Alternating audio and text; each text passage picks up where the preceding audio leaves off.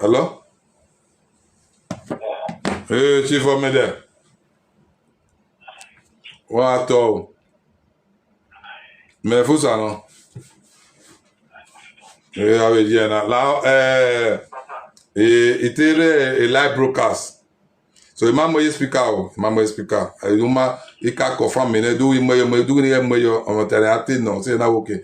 Ni mo ye, ina mo speaker ni. Understand? Eh? Iwe ni mo speaker bi ni mo yo. Okay. We rock back concerning a matter no here. And even me where I will say the video back when even me again una way that yama it from Victor Matama in a real live video and now that's good. Now we boy no man obiere water ma ona we pioneer live broadcast. Okay.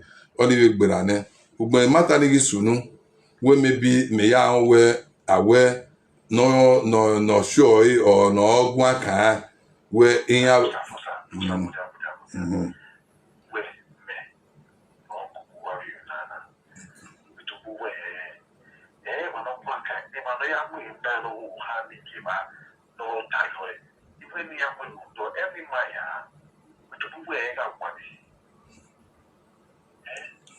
but Chief Damio, man, me understand. Ugo man no mu ya ye de ke no hu.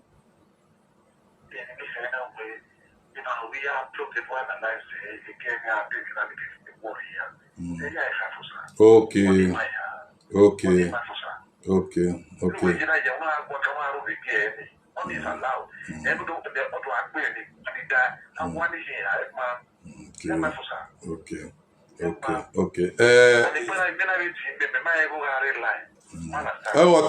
Otamawe. But to my Otana we in real life, Chief, we in real life.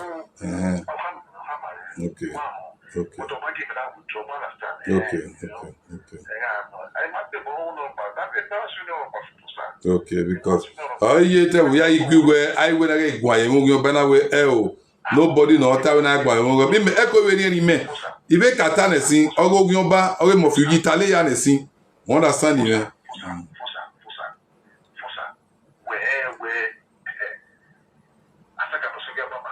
Kakabo.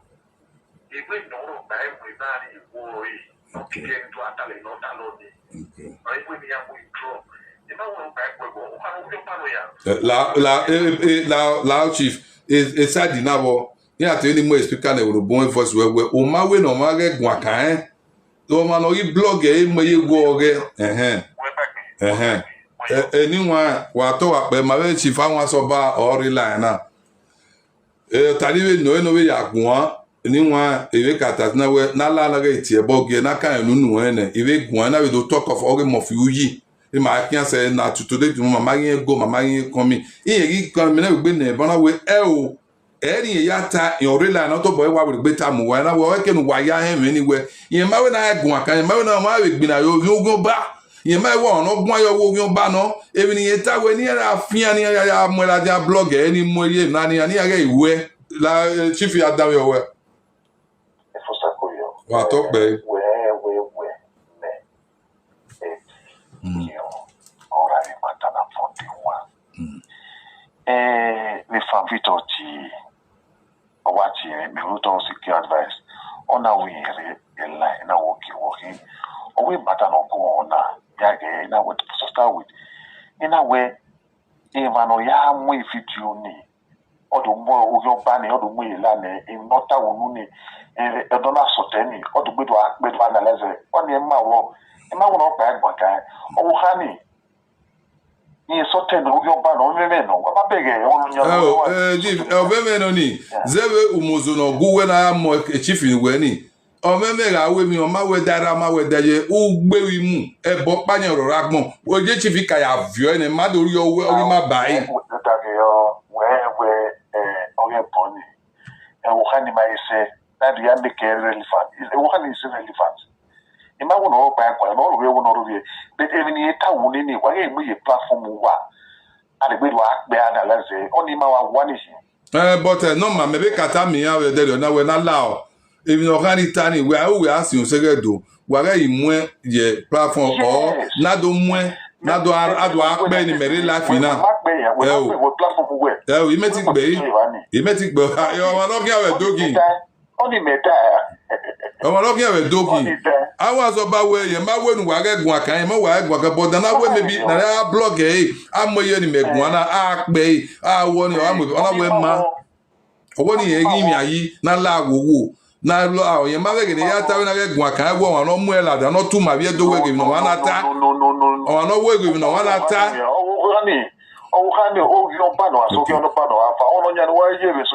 Bẹ́ẹ̀ na so ibi ẹ̀dùn àwọn asọ̀bá rẹ̀ láì ọmọ alọ́wọ́ mọ̀ náà ní làjà ní mayana tó bẹ̀rẹ̀ yìí ẹ̀wí ẹ̀rẹ̀ wí ọ̀yọ́ bá ọmọ mi ọ̀nà mùlàjà mayana gbìnà yìí mẹ̀wé gọ̀gọ́ ìmẹ̀wé gọ̀gọ́ ìmẹ̀wé ok ìwé ní ayé yìí blọ́ọ̀gì èdè ìwọ ìyá ọ̀nà yìí mọ̀ ẹ̀ lèmìnìkẹ́ ní tani mọ̀ ìwọlẹ̀ ní àdọ́bẹ̀ ní aláwọ̀ that's what I said. ìmẹ̀wé gọ̀gọ́ wọn sọ bẹ́ẹ̀ náà wẹ̀ wò yá fẹ́ làjà wọ́gọ́ ní náà wẹ̀ mọ̀ fi yìí àmì sọ ma mi sọ sóra àpòbò wẹ̀ sọ ma àpòbò wò wẹ̀ náà ìmẹ̀wé gọ̀gọ́ ẹ̀ wò yá fẹ́ làjà wọ́n náà.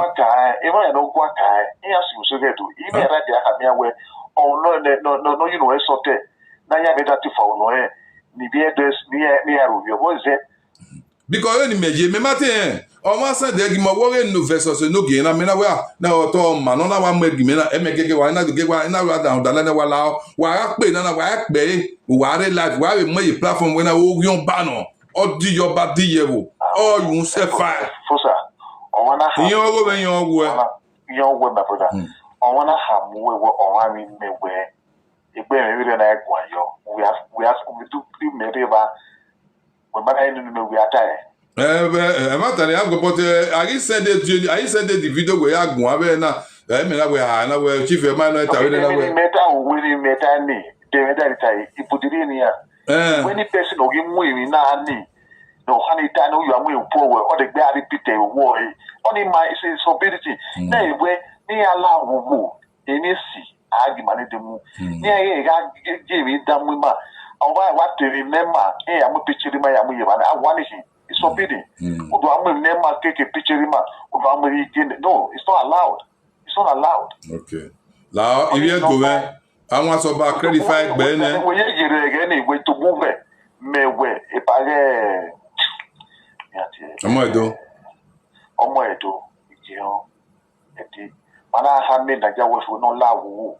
anything of you, I am a picture in my back. Yes, my money. I want to Nigeria watch. Where a prince gion a dimofi me anati damwe a picture every money body around it ya picture every magina our way down o we ke gan la wo bi na e ki wu se edigin abi o we digin yes remember anytime matter da ama chief ya beti pa ma we chief this way ze nu we ma bi do na la wo erojo ta okuro erojo we ta ko chief mawe nu waro pa gbina yo o mawe go won lo we mo di video latian no do ta me wo we o ma dan wi akin ohun e ma me gede ya te gbe me ri yo ni o yan ba gbegbo no yan ba ara mi no yan ba ya so te amo lajo ni approve na me atu ya we mi awe chief no yan ba ni tani we platform go gbe do akale ba ni oni ma wo okay oni ma wo wa da yo na we picture we yan ba no we platform but any ta wo ni we get by platform we okay mami uta no mu we get by platform we understand okay no marry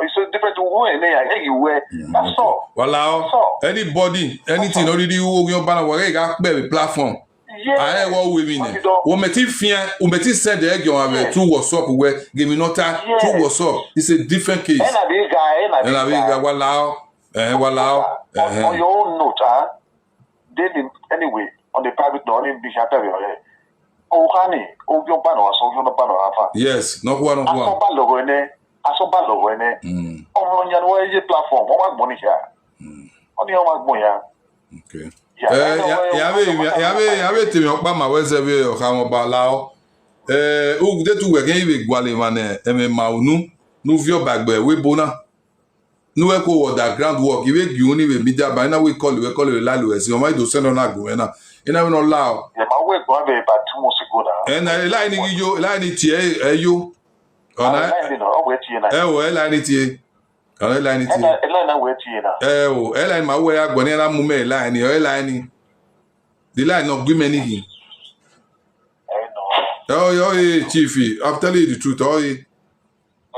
Oh, the other line, man. The line not banning my way. Meti na, meti. Direct me out to when only whether 1 8 something I do. On I is 05 I be on I. On a me so yawe mi awe chief. Alele aso odame yawo ye me mani azedoniye. Imi awe mi we na lao igi won pagbo e. Na ekenu uji kan na agbe ma we bona. Mani wie dore we bona. Oke ke we ni ma anwo ji ne gbe mana ke ma ke pa. Okwu ati ebonira ti eboni ye mi ma khona. Odo asi problem na mi we a ko gin oba na nya. A ona do lead to mi obi. Adam we baba, Adam we o mi ni keni gunari. Eni ayi mi awe chief.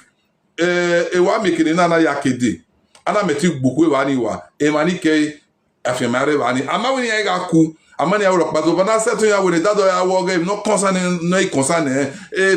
ave commenta ave kola ave kolo eri ona so ni we ni wo ma concern ni we ona aro eri oni mani ka meti takon ya o mani megwe gi ni we ameti gi ma na meti we ni aiwe mata na imi ya ni aiwe mata first people start from Elolo and Monica.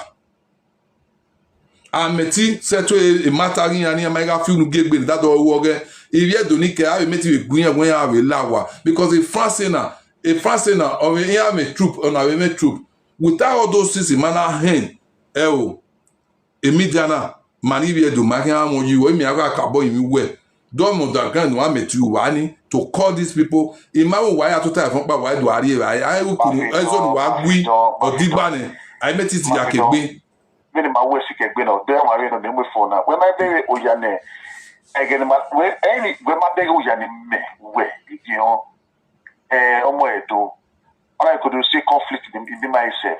You know what we were experiencing. We know that we cannot continue and look. I really sorry. Oma ye we see. Oma ye we see. Aye tie bone. Abi. Zero a position where akamo ba. Me na we go we buan we ni na. Yes. We be try we na. We go atawa ko o te tian. Ni ama o.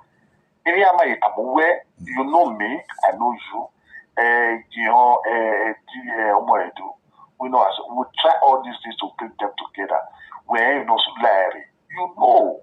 So the fact is where in the agiviniya na lao ezo ni vieto guina wa mujo to let us focus on when I promote the culture noma na muyeto wa bege ariobana no fona ogo marije na mariete yes na Obaseki wa Oginoba no cow yon wa ri kutiyan Obaseki ori kutiyan na yes na emi na emule ori kutiyan na social media you are aware of this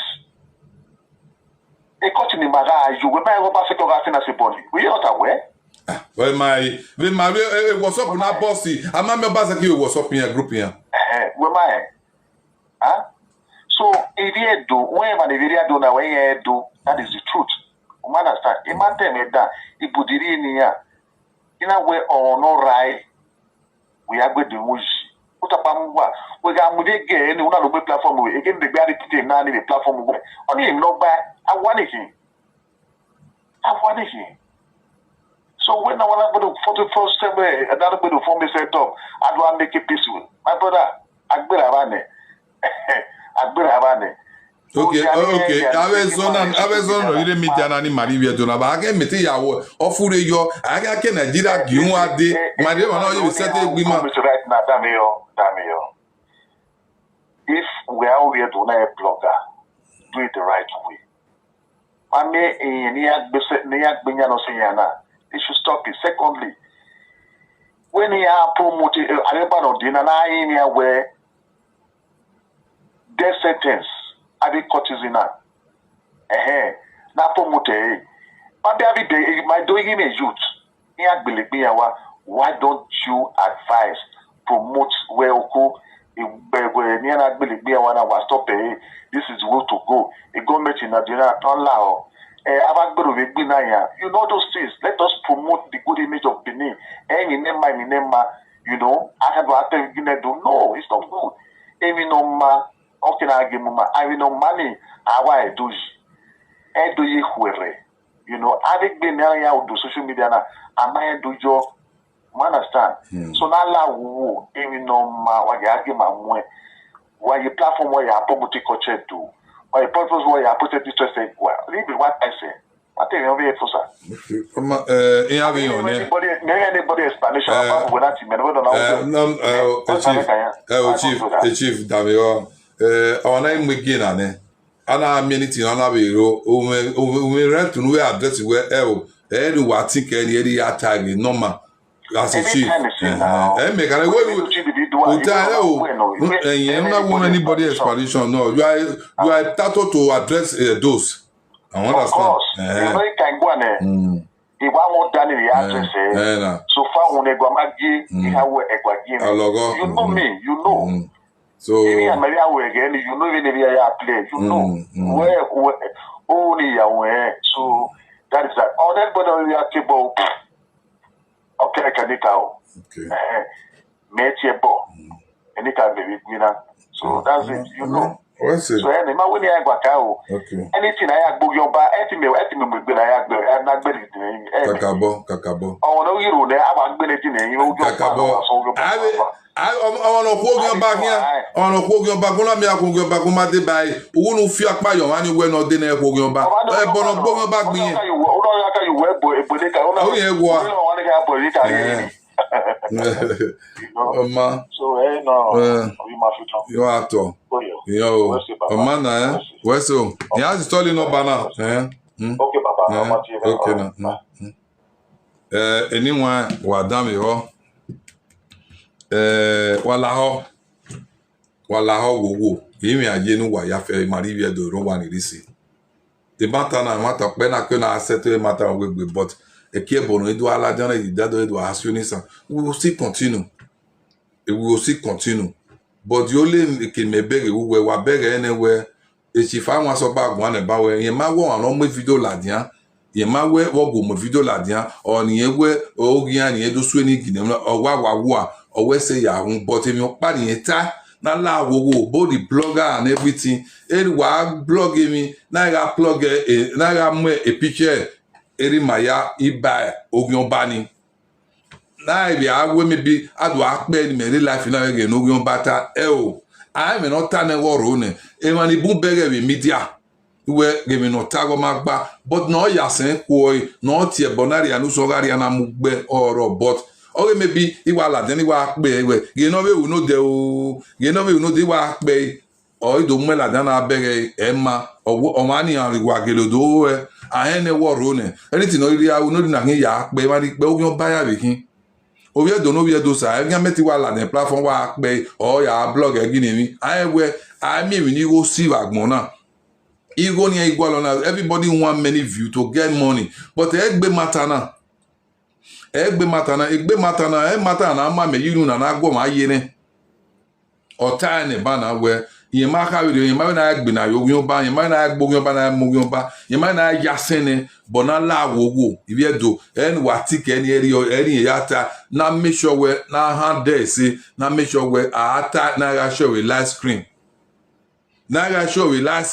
and now we are bring where the minota I'm a picture the market na la wo we need to stop that oviere ena kataban where we normal if to stream agbina yoge mo view na gwan ma yin akama dem ra obiyan ije ege asin he explain ma we explain ma no wari we do if ka we explain esin na we wari tie bone wala wo erejo ta okoro erejo ta okofo oge maybe na ya ogian igwe aweri on no video ladian eri owo na eri on no video ladian ado applement we don't bring nobody waga anything no concerning him no Oginoba ta wata me wo le wo in a coded way na wo ya jije wani Oginoba win ya wie iya ma ne kan wie eyin ya kan arugbo firma eyin ya o kan arugbo firma eri oje no Oginoba ya Oginoba ko Obaseki na ma Obaseki wa so je ma la WhatsApp group ogian e phone Obaseki no kata eri ya ga aruwe that time but okpe aga tagwe Obaseki all lidiana amarere ahen ya se gbe court ya se gbe Obaseki no even barere I believe a WhatsApp group ni Miami Obaseki was there a mix of Oginoba WhatsApp group I mean, most of the picture, a boy, you go in one and I saw it. You know, where I was up group. Again, you dissolve WhatsApp group and I block it and I change to another area. My area do not have some of a niggy, my way. I got my belief in I walk back boy. Okay, can I do well and I wear a while what got promoted good thing to when you are new governor, not David Tuesday. Modo pe wa denisi da so na mneru na make sure okay gilegile owo de ukpo a security way ya gba wa be okwe pa no wa sun that courtesy na ni awo we suru na so we know de u gan ri ano we doba more than 9 people here wa pa we na so we know de because of etin ari oku etin ari anything wa do ge eke aya arrest bad government a bad people or na yakin aya arrest bad people na yakin we are gele arrest who gele arrest e mani keke no gele we me ma to ta e ko di sibun no enigbe e ko di sibun neri oboyi mi no ton e gba ko di siberi oni e gba ko di siberi oni eni e ma na mu agwale ni e ma ni ziban ro awa eyan awa ma ni duzanoro ni mane ni ijo mo iro mo iku ya na ikino enwido wedo is very bad. Hello gwagwa fie ma me wogi how pe ropa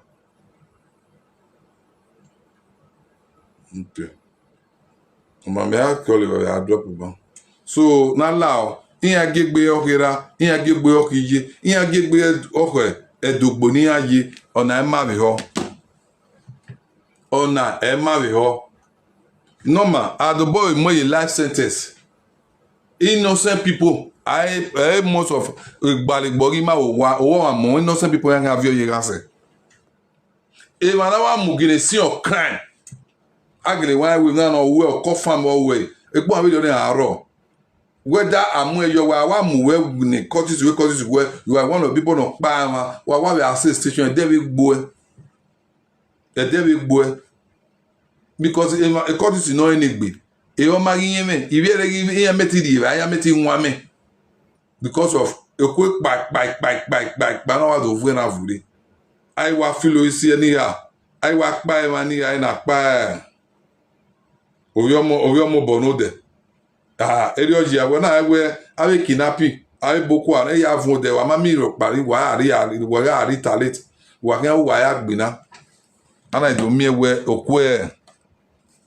okwe nana wa ido okwe courtis wa imure omafo Obaseki you are your regime was courtis ninimi no recruit ba Oginoba in aduza se because your time sagi no elo there if ye dovi ko ne gie no become a widow a we without no help no ri ni aropa Oginoba gbana oyewe lomi hian Obaseki wa yare oyewe lomi hian Obaseki at the end of the day. Hello what yo okay emo yana Domo sawa pe. egwa tuo Domo. wato Inyo we plage no ya no bana we no wa we settlement. On chief na we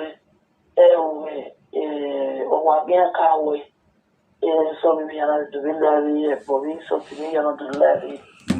So the way we ya bo we ma take ya meeting the way but we no pa ni fi ata baba omonori egine awo benori aje o bato kwa wona ya dole woji kakabo o bozo emo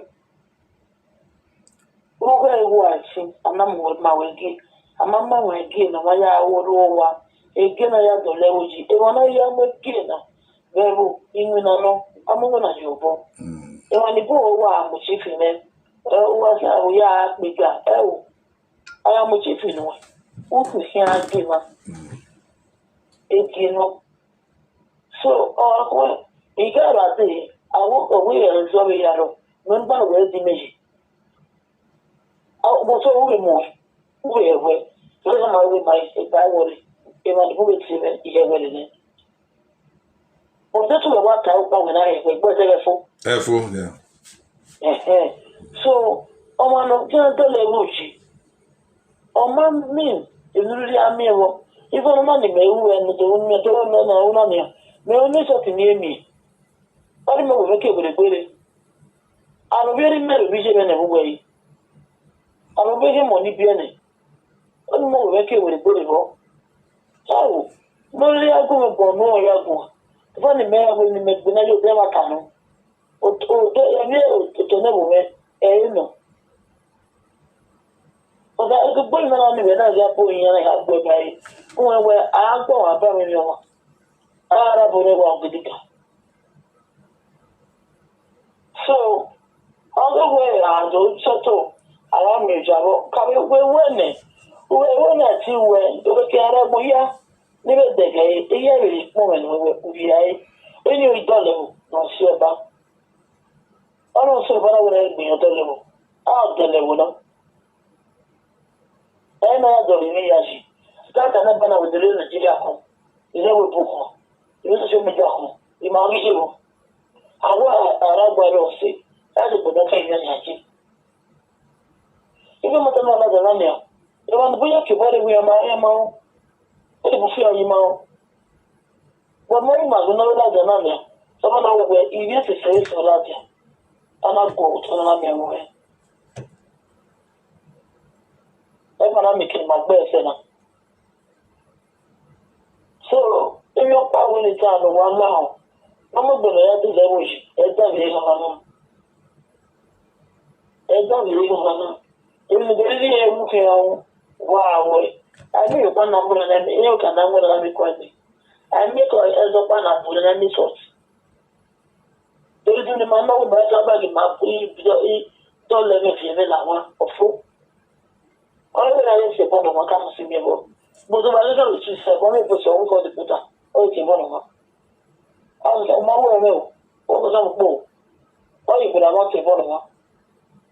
So, not me like one when I go here. That's what I can't. So, I don't know when you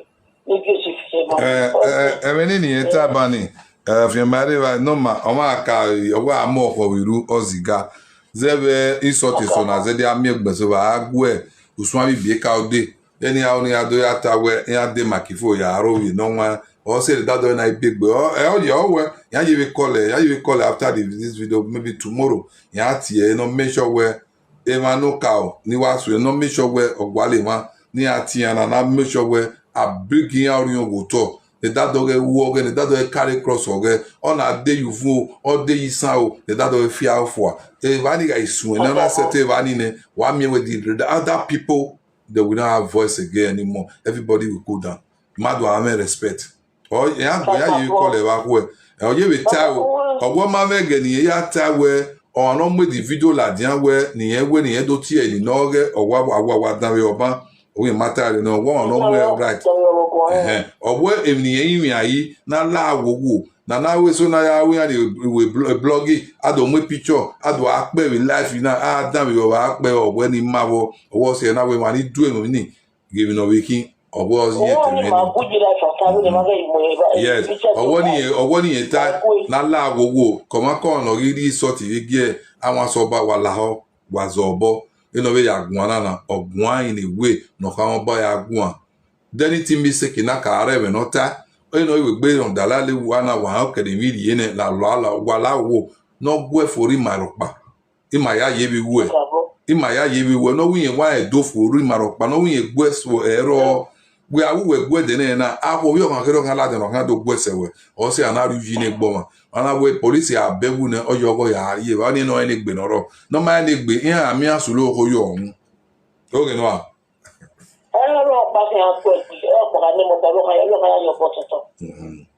so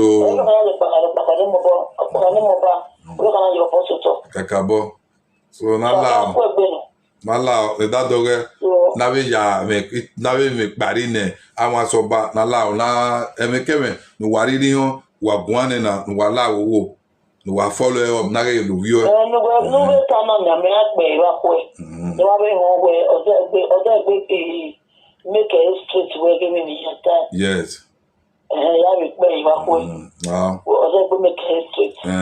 So make history no we ni aga agogo yi iwe agogwe okawe de ba na o de ba na o ma de ba ro pa ma bi ta won mo video la dia no ye ni dansuwe o ma bi ta ni ma so na ta we no gi ago mo video la dogo eve gi ma mo video la de ma ya o wa no mo video ni gi me ye ta tru no gi ona mi o we no gi omu e la de na me na we to na we gbe na e na wa dori egbe yi na wo na egbe e ya la de na we family e ma de ba e na o tu no be abege nonsense na no support e me ma we e ma ta na ta ni we ya ma pa e we na do ya ro we bo ya no ma da ba se be obianye so e no si oro wa da bu do ro ke do ya so Emma e we ya we mi kugbe Emma we we ye fa we I mean we do let gbe oni mi o ko be lo yi o lo pa ro yi but ma ga da no ti no pe ani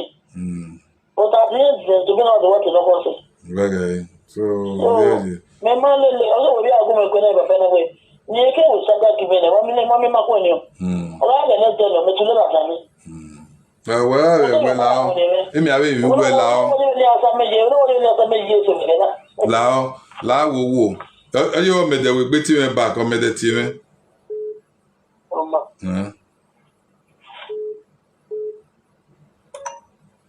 hello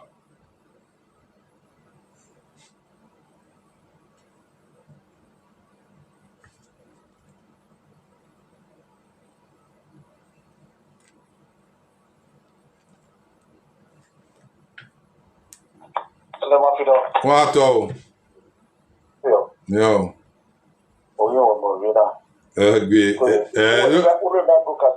la fi we mo speaker wa gwan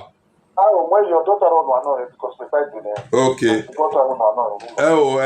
mama pano we ti me ba we ka gwan ka so we ka we ti we e na we ta ma we ge duwe ru ya gwan ba anybody no la wo media ni understanding what the name before they insulted ni I got here bonogin and that they know where the matter no sununa the matter no we turn we address anywhere if you do o ma wo no mo video la dia o ma ti ni dangina o yan se wo ya ina we if time na we o no say de gina one am video na o we through enogi o mu e la dia na beg na we to wa to na we agbegbe na wa bi ni na now what we see you understand when I do put up your Efosa we to we why I would have my you can tell the way it be million no one to win no honey that or the way platform there or to analyze it or way I want it me ta me yin na we enugbe dogun ana we mana banana wa ku e ya we live video ya we gbe la dia eni ya we na we oko e parichi for mede hotel mo gen eno ya dala le Efosa the tourist imagine no camera ya o no mi o we were that we no dey only old men no Efosa on the day we are we I'm moving on ubara sa we dey say e pupo ya yuwa in the road in here wherever women no le here so I'm not afraid to let him where the beer do ya in any way could ni allow in no te dum no na ya awe ibiedu ono na in no ma aha agi mamu no matter I a platform na I go back to the do I a platform that way platform me no o ya put this stress egwa nenu gwe ne edi omo edo ya sunwo yon my emi ya ni mami social media na me malaga dead west me Europa I will never do that. And on that one, and I do it, and I say, I'm not one fully now. All by row, no, do know what that. Or where in social media, what's your name? You understand? But to do this, any person, no, where I live in Oginoba, that is the truth. On one come and often pay grade here, or my name, or not there, I will be the first person to celebrate it. Yeah. But a Wuhani. As well, we to be able to pay grade here. On your social media, I go official radio. I don't make it relevant. Onya duwe, they not be a maboso. Amale with of you, yeah, for Oginoba eniaye emi akediore agbore ase owo olole ka gbore o ni legia Oginoba Efosa o the issue so we be have where the other guy okay so awa agwa ka o na mule awa we mela dia against where the way in the handing attack no way platform go dey to one kind to analyze it wọ́n wá sùnú ìmẹ̀ wá làdí wá ọ̀dà lálẹ́ má bí play the video wọn ẹgbẹ́ wọn dá wọn ìwé pé ẹni mẹ́bí kí n àṣẹ bí ìta mi. So where the way to analyze it, you don't want to you don't have to pay grave who don't want picture okay in my young it's forbidden. It's forbidden. Ká tó àṣẹ fún wa. Ìwé ayá mi yẹn náà ìwé ọ̀dà ìlànà ayá ni. Èmi ọ̀pá ẹ̀wẹ̀ nọ̀bá o àwọn chief èmi ọ̀pá ẹ̀wẹ̀ tàbá o ìyẹn ọ̀wọ́ ẹ̀yìn ọ̀rọ̀ ọba ọ̀tún owó ẹ̀yìn wẹ̀ àká òkáwọ́ àtúrà ẹ̀ òzò àmì ẹ̀wọ̀ ọ̀rẹ́ nígbà àtàmáwẹ̀ bá ẹ̀yìn wẹ̀ tó ayé wẹ̀ continue ọ̀bù àtàwẹ̀ òkàtà ẹ̀ fọ̀ pẹ̀ ẹ̀ wọ́n gbé try again na no one no ẹ̀ voice wẹ̀ so ọ̀gẹ̀ àtàkìá. Orí máa rẹ̀ òhánì ẹ̀yẹ́ bí máa wò. Evie was my daughter. She's still my daughter. Then you know soon when you or no matter. When Ohani was on the right path, you were aware of all these things. I won't see you where on one penny dinner. Ohani no. Till tomorrow. Maybe I know who may but because I warrior with Nani. May I forgive her now? Yes. She's still my daughter because no mood at the path. To still so do all Ohani. Anytime you did that, understand. But the fact is, if you're around, if you leave your around, the fact is, we beg my to stand up, they have to go. Or Passekimakwe, he turned them against us. But my platform, no Passeki, I can go back here. I did pictures in where my pictures in the memory. Mais voyez, moi, il m'a dit que. Very good. Now, you mean a food in our dear, yeah, dollar, Latia. That's what they are going. I'm not able to do. Okay. I have those pictures. I never deleted them. Okay. Understand? Why you have pictures in it? You know? A country, Mara, you name me, Opaseki was funding that boy. Opaseki was funding him. So, now, any person that may video with you, where you who send the egg to me, who they be, or money. I'm going to say, I to say, right here, where I wear it, you know that I wear it. And I don't publish the social media. No, you don't do things like that. Oh, honey, I saw Lorene. I saw Lorene. I said, the car Lorene, oh, two. So anybody can. Chief Egui, Ogani meme. Ogani meme, Oginoba Zina, Oginoba. Chief, Ogami, I cannot move by washing machine or Mogina. Even though Wohanina, Asomba, Oginoba, Bonozia Zoe. Wait for long time, but we were Miami competition, right? And we got it, really good. Yeah. Papa, air monari, air boy, Ogimajaga, or the Moya. I will keep you know. Let us keep. It has for more than 2 years, I'll be 3 years. Yes. Mama Bona. Yeah. Yes. Because here now, the guy want social media, here I'm not to say Yaga. The guy want social media, here want to say Yaga. It's not done. It's not done. It's not done. We are telling people will be thinking where not by one like and this stood for the part. For it. The mighty attack a Murphy. Yes. Oh, why, yeah. Ah, one know the Murphy. You try. But yeah, what about what social media? Oh, let me think behind but the two tie capitally yasin. In a way, but so he goes to as soon as don't no man me get cover. Huh? I was asking me where Tofo. Academy we are okay. Yuri. You understand? Eventually, I see if I don't know, Oginoba. You understand? Being a internal classes, it can be resolved. The politics it can be resolved. A settlement, let me just tell you now, there will say, a Paris team, Mansuni, or each team, we call a B, we call a friend, and actually Ghana were near Lao. But I'm only doing that way, during that campaign, because when we're down some mega support, so we're doing that on that ground so that let's just put everybody together. That didn't work. It didn't work. So we are one at what going matter now, my brother. Equal insults. But Chief, umabi gwayo unabi ugioma we la e mata na wa gunwe so wa do ninye mame. Obiro. Osa, anyway, my way, my agwa private. Yes. Me akolu we wa ho ma gwan kan. So because ke na stop ni mari we do na do aro we gbe na ma. After we me na gwe me ni chifa wan so pa no so na ka gwe. Na mo bobo hane o ma ni o pa me. So pa me wa ma ta me radio. Awa wa. E ni ta ya de be repeat e na we. Ko wa no wi ya mwe.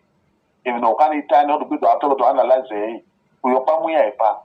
Ana wa ta no yo pa mu ya e fa. Okay. Imagine na bobo gbe ane bo hani ye wune. Okay. Okekene he is dead among the living. Oh, wa kekene bi o. Understand? So anybody any na gboyoba.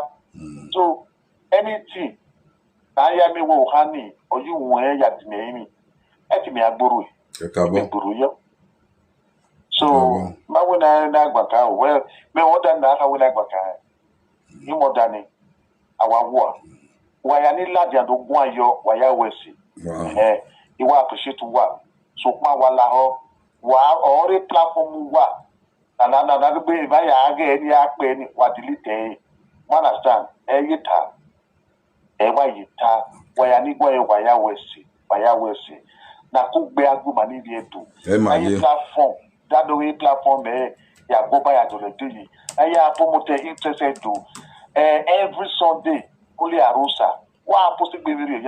Woluwa. I have promoted church doing. Any only me na begging.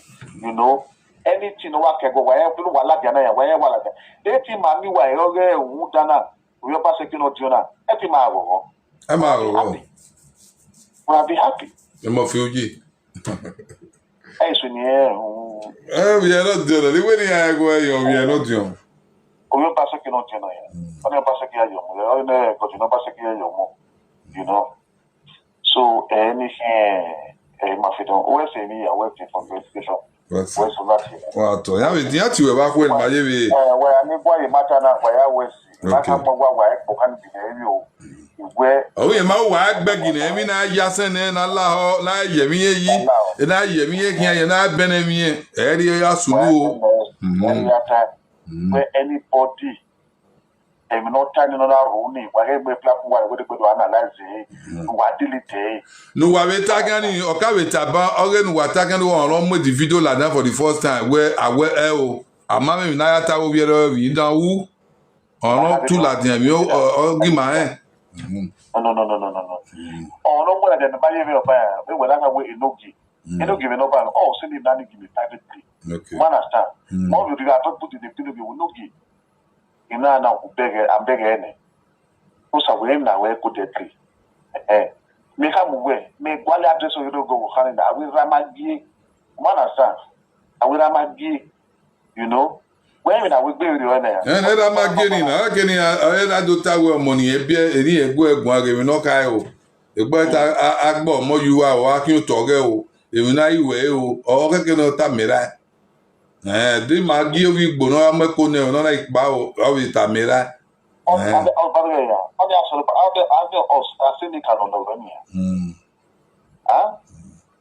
On my way here, on no be here. So we been in wala wo why make o hani relevant wala wo. So what am I when you hear to you what it is, any page you don't really like their Facebook or no Twitter no why report and why drop it. When you are reported, that is the best thing. I report a page, but money I drop a page any. I don't care how.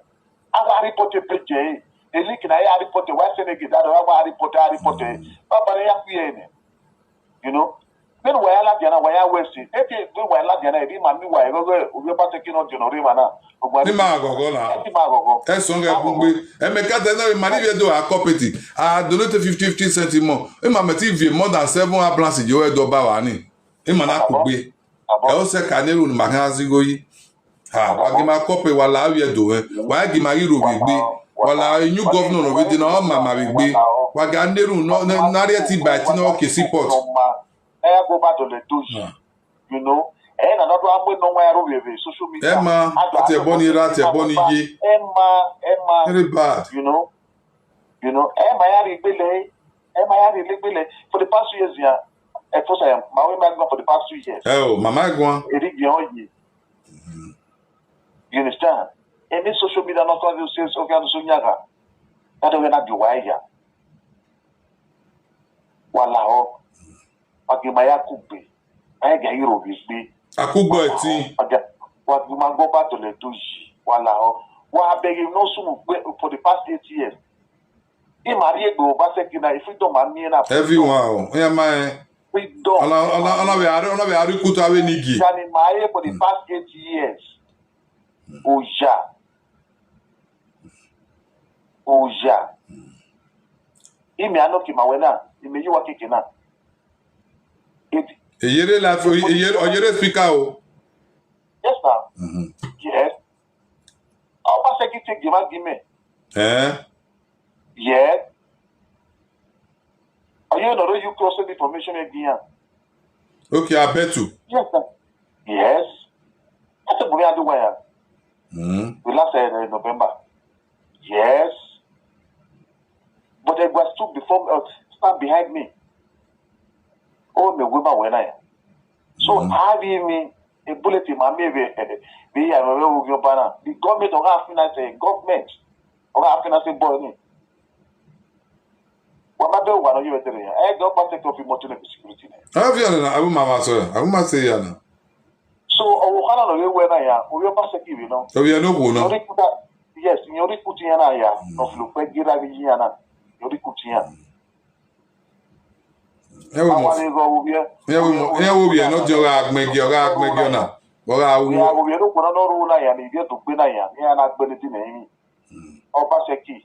Where we are not joking, you know, Punaya, Opaya. Yeah, go soon down. Yes. You know? Now, why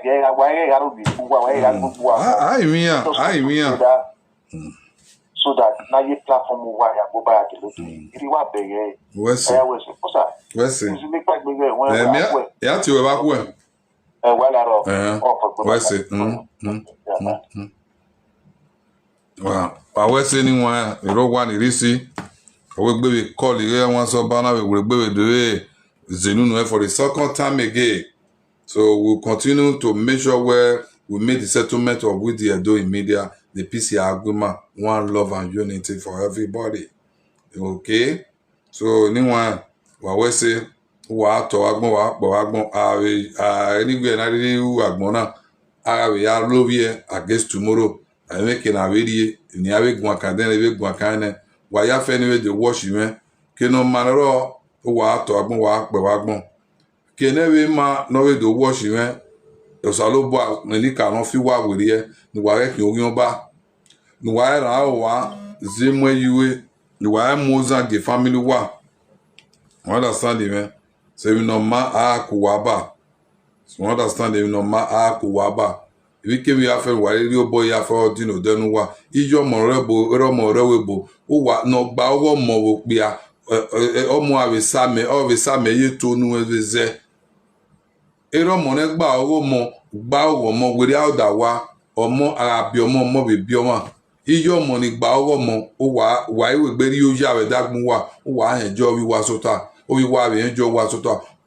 ari du wa mo fa we du wa we amu wa fa no mo o wa ri omo awe ri o wa wa to wa pe we to ro wa ni si wa gi ma ku gbe ni ma eke ma ri ari boy ya fe no dino de eke mi ya fe ogu emi ame eri su wa bo ori we to ni ma na Oginoba eke mi wa ri ari boy ya fe epetu wa ka so wa ko wa okun wa ka we so wa ko wa o gwe wa ari we bo o gwe ni wa kan we ya de we mo we no nya we zo we bo we kun egin wa pe agin wa ku o e bo pa nya ihe alogo wa so hin alogo wa van wa igu wa ikun agboto ko wa o kin mi sinu wa amuguda wa o kin mi sinu wa e mo pe ayi no ko ino no yo wa wo emi ami o se kini ayo ari mi bieka na si iye yowo ni bieka we bo awa wo abo Oginoba aya kan asu iye yowo na we bo Oginoba kan asu iye yowo na we Nigeria ede o kan aje ni wa ede o kan aje ni wa avan wa li be tell ta media na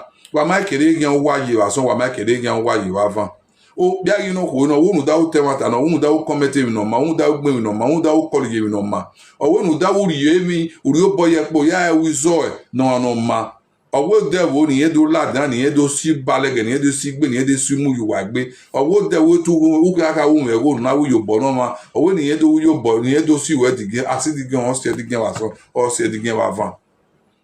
kí wọn lórí ládàá ìpínlẹ̀ tàti ní kẹ́ni gbẹ̀nàgbẹ̀nẹ̀ ọ̀pẹ́ iná kò náà wọ́n nìyẹn tẹ́ bí èkénu wa ọwọ́ nìyẹn amú píkṣọ̀ nìyẹn aró wíwá èmi dáhùn rùn àwàsán rùn àwà van.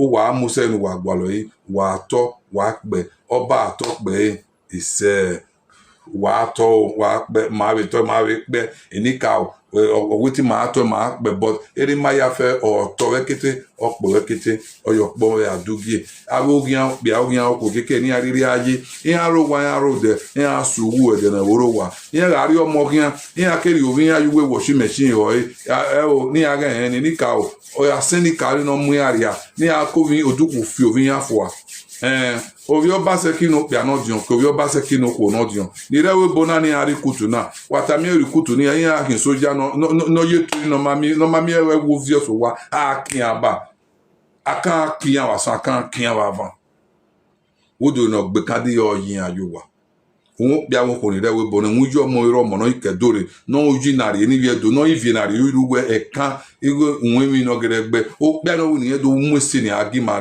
ni amoza agima ni edo unwe ma ni edo ni ma rewe bo ti egbe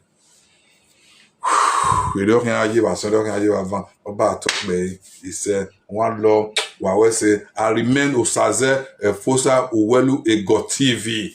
That is the man ogbonuwe mi ata no keke azore badi man no brabi amamu ya di wana ido gwali gwa me wonu di go kana do gwe ido tema ni do so e mata me ido atore ya to me lawa akweri ya gwale ba ede owo kokome ama wonu de idu weni na ikan atemata me ama we atemata me igi mi on dori yobo me no wu yobo nu owe no ofin isaye o ma di saro ofin afisaye ni wa talk be. Announcement for Ikebe Super is heavy. Oreno, o ato is love.